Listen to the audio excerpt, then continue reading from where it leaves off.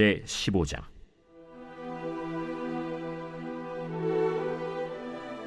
사무엘이 사울에게 이르되 여호와께서 나를 보내어 왕에게 기름을 부어 그의 백성 이스라엘 위에 왕으로 삼으셨은지 이제 왕은 여호와의 말씀을 들으소서.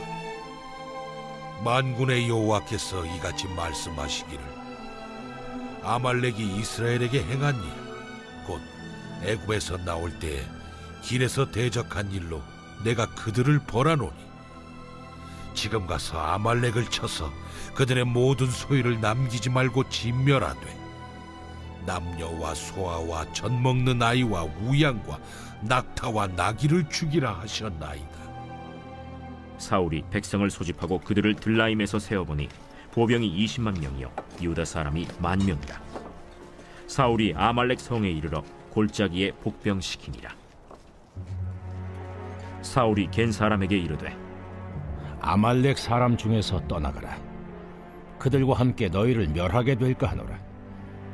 이스라엘 모든 자손이 애굽에서 올라올 때에 너희가 그들을 선대하였느니라.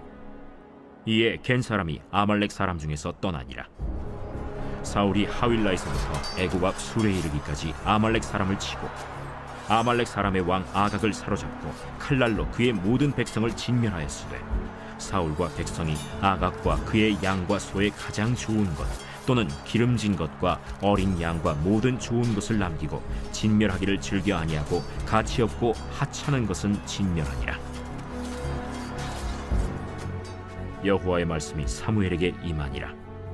이르시되 내가 사울을 왕으로 세운 것을 후회하노니 그가 돌이켜서 나를 따르지 아니하며 내 명령을 행하지 아니하였음이니라.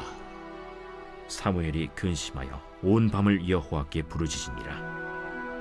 사무엘이 사울을 만나려고 아침에 일찍이 일어났더니 어떤 사람이 사무엘에게 말하여 이르되 사울이 갈멜에 이르러 자기를 위하여 기념비를 세우고 발길을 돌려 길갈로 내려갔다. 사무엘이 사울에게 이른즉 사울이 그에게 이르되 원하건대 당신은 여호와께 복을 받으소서. 내가 여호와의 명령을 행하였나이다. 그러면 내 귀에 들려오는 이 양의 소리와 내게 들리는 소의 소리는 어찌 됨이니이까? 그것은 무리가 아말렉 사람에게서 끌어온 것인데 백성이 당신의 하나님 여호와께 제사하려 하여 양들과 소들 중에서 가장 좋은 것을 남기며 그 외의 것은 우리가 진멸하였나이다. 할렐루야. 오늘 하나님의 말씀은 사무엘상 15장 1절부터 15절까지 말씀입니다. 오늘 말씀의 제목은 사울에게 주어진 두 번째 기회입니다. 오늘 말씀은 어제 믹마스 전투로부터 약 23년이 흐른 후에 일어납니다. 바로 붙어있기 때문에 바로 직후에 일어난 게 아니라요. 다윗이 왕이 된 시기를 따져보게 되면요, 그 연대표를 뒤져보면 23년이 흐른 후에 일어난 일입니다. 하나님께서는 사울에게 충분한 시간을 허락하시죠. 그동안 사무엘은 사울을 찾지 않은 것처럼 보여요. 그러니까 회개할 기회를 준 거죠. 사울은 14장 말미에 기록된 것과 같이 힘이 센 사람들을 모읍니다. 블레셋과의 전쟁을 위해서 힘센 사람들을 모으는 등 인간적인 방법으로 이스라엘을 통치하죠. 근데 이런 사울에게 다시 하나님의 말씀이 23년 후에 임하게 되는 것입니다. 바로 사무엘을 통해 임하게 되지요. 사울은 믹마스 전투에서 분명히 하나님의 명령을 어기고 불순종하는 죄를 범합니다. 사무엘을 대신해서 예배를 집전함으로 하나님의 영광을 가렸고요. 그로 인해서 하나님으로부터 왕의 자리에서 내려오리라는 그런 말씀을 듣게 되지요. 그런데 하나님께서는요, 그 일을 즉각적으로 행하지 않으십니다. 이때가 사실 기회지요. 우리가 주님께 불순종을 하더라도요, 그 심판이 즉각적으로 임하지 않을 때가 있습니다. 그래서 오히려 안일할 때가 있어요. 그런데 그 기간은요, 우리가 회개할 수 있는 기간입니다. 마치 요나가 니느웨 성에서 회개를 촉구할 때 그 회개의 기간이 주어진 것과 같은 그런 거예요. 하나님께서는 인자하심이 크시기 때문에 잘못된 행위에서 돌아설 기회를 주시는 분이시지 한 번의 실수로 모든 심판을 결정하시는 분이 아니라는 겁니다. 그래서 주어진 기회가 바로 오늘 본문에 드러난 아말렉 전투입니다. 이 아말렉 전투에 관하여서도 많은 이야기들이 있죠.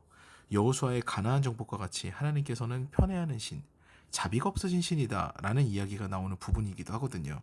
왜냐하면 하나님께서 사울에게 명령하신 것은요, 심히 좀 잔혹해 보이기도 합니다. 3절 말씀 보시겠습니다. 지금 가서 아말렉을 쳐서 그들의 모든 소유를 남기지 말고 진멸하되 남녀와 소아와 젖먹는 아이와 우양과 낙타와 나귀를 죽이라. 이렇게 명령하셨거든요.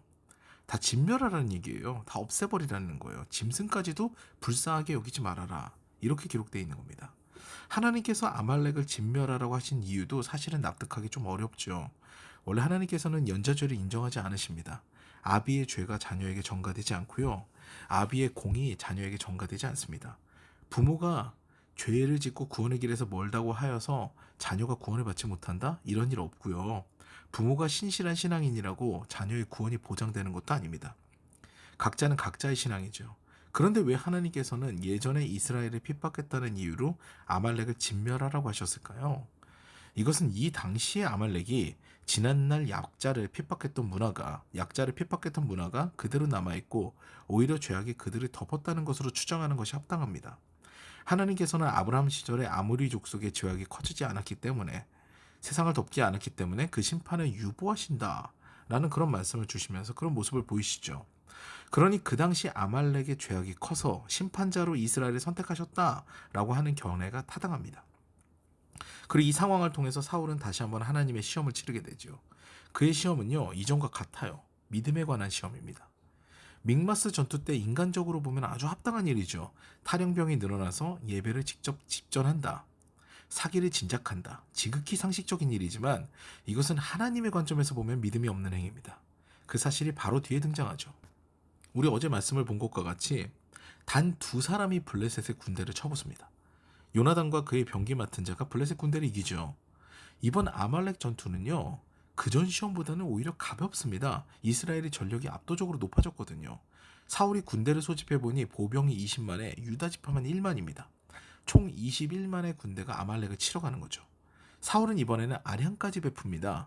이스라엘이 광야 시절을 겪을 때 그들을 핍박한 아말렉을 징벌하러 가니 광야 시절에 그들을 선대했던, 좋게 대해줬던 모세의 장인 이드로의 부족인 겐 사람들에게는 전가를 보내서 피하게 합니다.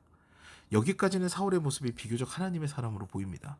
그런데 결정적인 상황에서 그는 또 불순종하죠.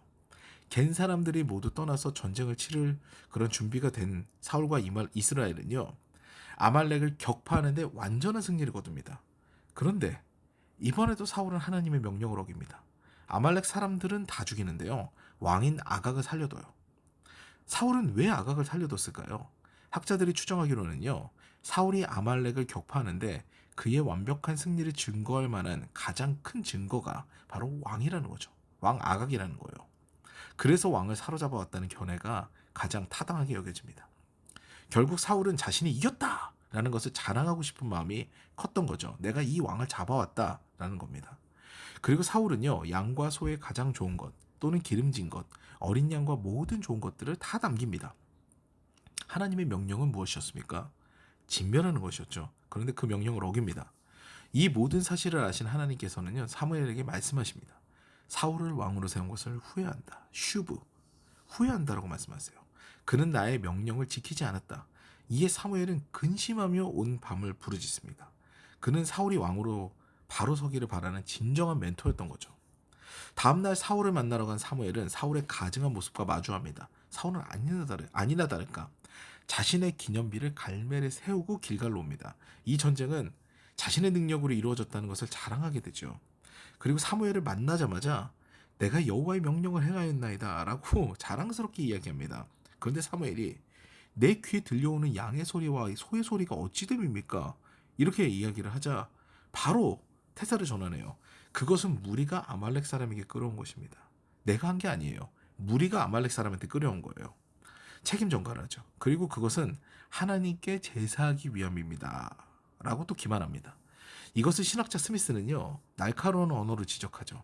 사울의 양심은 침묵하나 오히려 짐승들은 사울의 위선과 불복종을 외치고 있다. 마치 아벨의 피가 땅에서 외치는 것과 같이 환경이 사울의 불순종을 지적한다고 이 신학자는 이야기를 하는 거죠.